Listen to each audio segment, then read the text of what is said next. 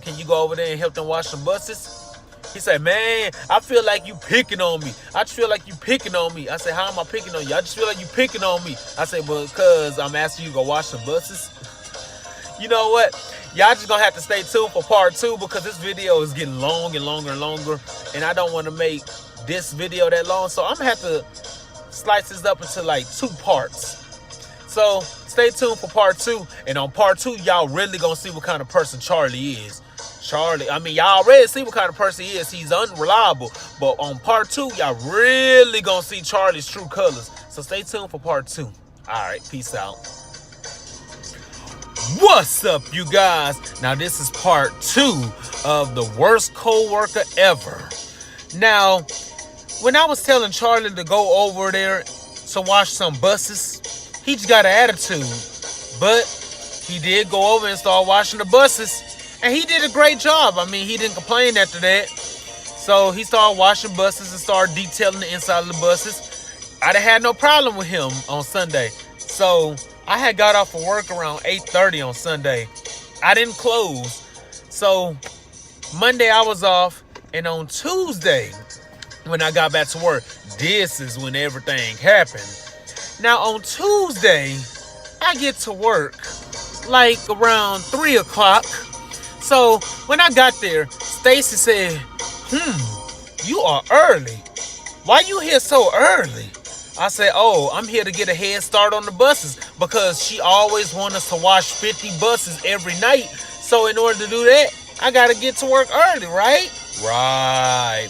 So I get there at 3 o'clock and she say, well, since you here so early, that means you can wash 50 buses. It better be 50 buses done tonight. I say, well, I don't know about 50. I'll give you 40 because if everybody not coming to work, I can't make to 50. You have to realize it's 2 people off on Tuesdays. Everybody don't come to work on time. Some people do no call, no shows. She said, well, those people need to get written up. I say, well, I'm just trying to tell you, we might not get to 50 tonight. But if everybody come to work on time, we can make it happen.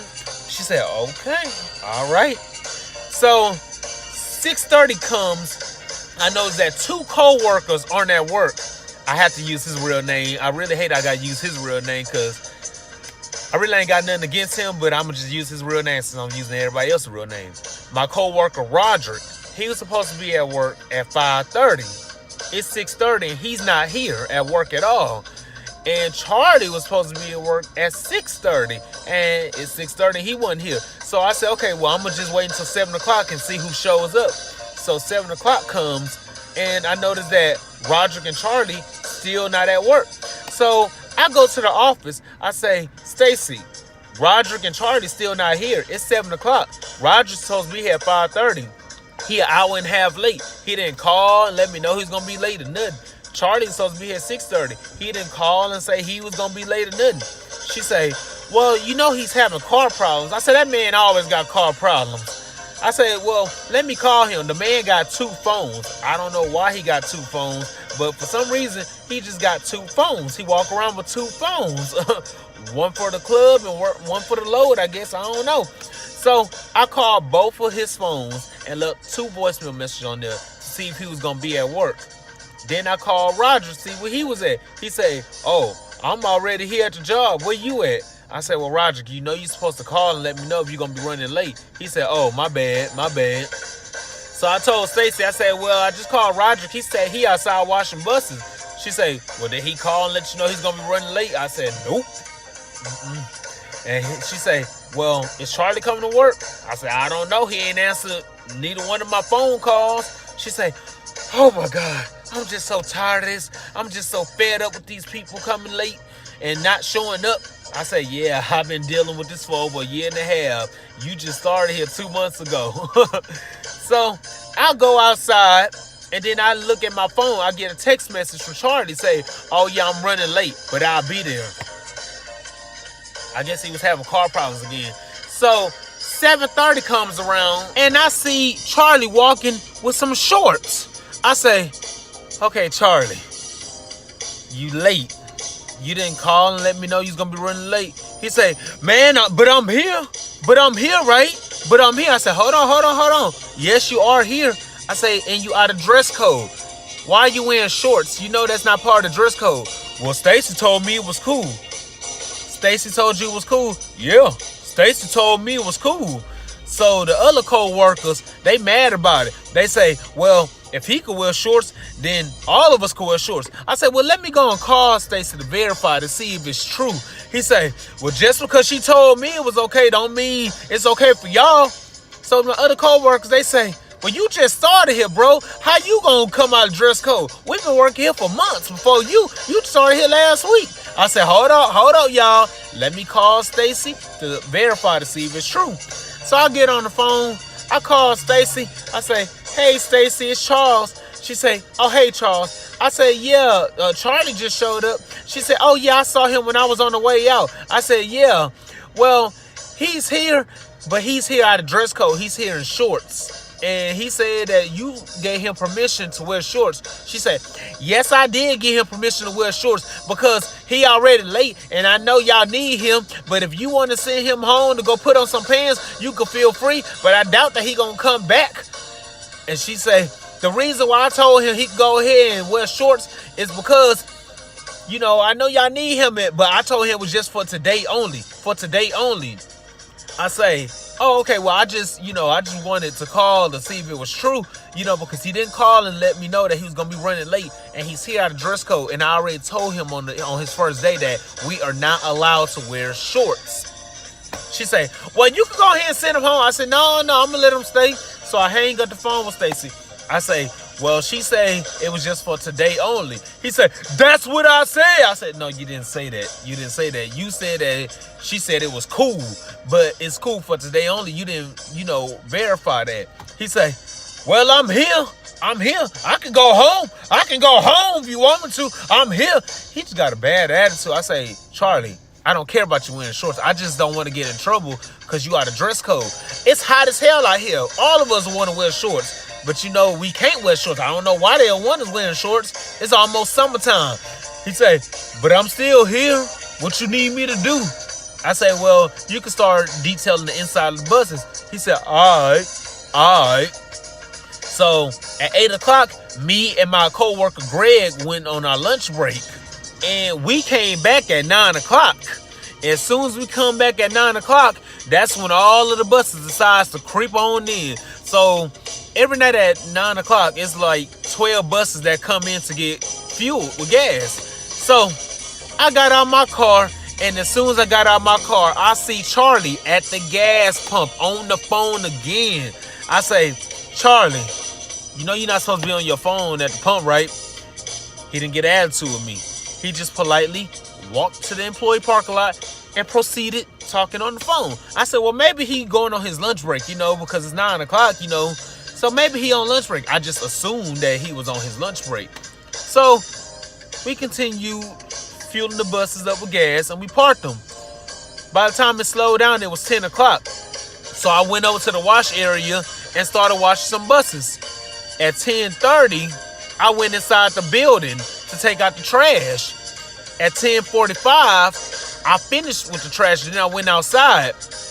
When I walked outside, I saw Charlie on his phone at the gas pump again. I said, Charlie, how many times do I have to tell you, you are not supposed to be on your phone at the gas pump? If I catch you on your phone at the gas pump again, I'm going to have to write you up. He didn't say nothing. He walked to the employee parking lot and continued talking on the phone.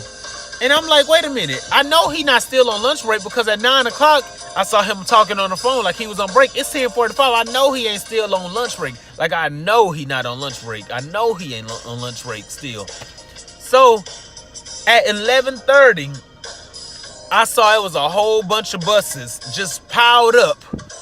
And then I saw that it was Greg and Justin. I'm using everybody's real names. Greg and Justin were the only ones at the gas pump. And then I say, where's Charlie at? Is Charlie helping y'all park these buses?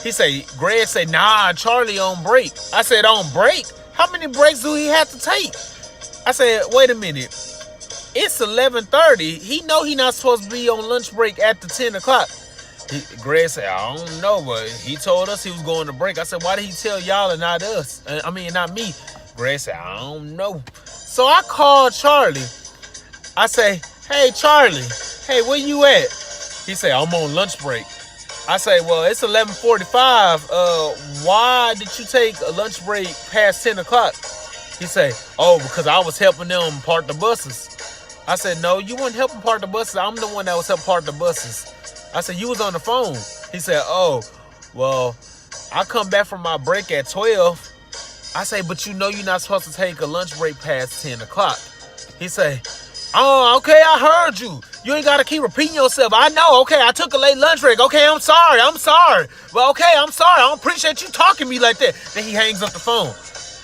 So I have to remain calm and remain professional before I just go smooth off on him. So I hang up the phone and I'm talking to my coworker, Wesley. Wesley heard the whole conversation. Wesley was sitting at the wash area because I was over there at the wash area while I was talking to him on the phone because they don't want us on the phone at the pump. So I was at the wash area. So Wesley heard the whole conversation. I say, he got a bad attitude. I say, yeah, he ain't going to be here long. Next thing I know, I look over and I see Charlie power walking over to the wash area where I'm at. Like he wanted to fight me or something. So he walking over to me real fast saying, yeah, Charles, I don't appreciate you talking to me like that. I don't appreciate you talking to me on the phone like that. So I got to remain calm because I know how I can get. I know my attitude. So I'm just real calm. I say, well, how was I talking to you? I was talking to you, nice and calm. He said, no, you weren't calm with it. You had an attitude with me while you was on the phone. Don't talk to me like that. You got the wrong one. I say, okay, all of this animosity and all this hostility, it's uncalled for. So he started cussing at me, talking about, well, what the you gonna do? What the you gonna do? I said, okay, don't cuss at me. He said, oh, what? What you gonna do, nigga? What you gonna do, nigga? You little punk ass nigga, little beat. Oh, I don't try not to cuss too much. So he takes off his vest like he want to fight me. Wesley's sitting right there the whole time.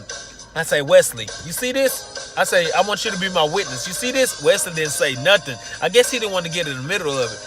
He said, nigga, I don't give a F about you bringing Wesley in this. I don't give a F about this. I don't need this job. Nigga, I beat your mother. And I said, okay, all right. I said, clock out and go home. Since you want to be insubordinate, clock out and go home. Nigga, I don't give a f about this job, nigga. You little punk. You a little punk. You a B. You a B-I-T-C-H. You.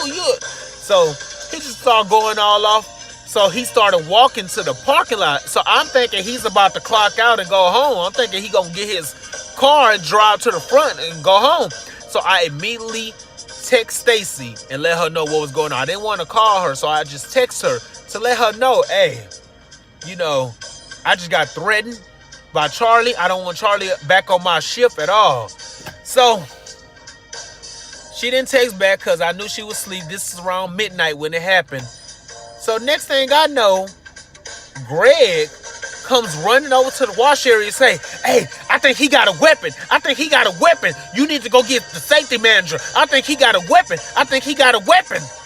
So I go inside of the mechanic shop to go get the safety manager. If you guys want to know what happened after that, stay tuned for part 3. Yes, I got to make 3 parts of this because the story going to be long. I thought it was going to be 2 parts. But yeah, part 3 is really going to be interesting. So stay tuned for part 3 if y'all want to know what happened after that.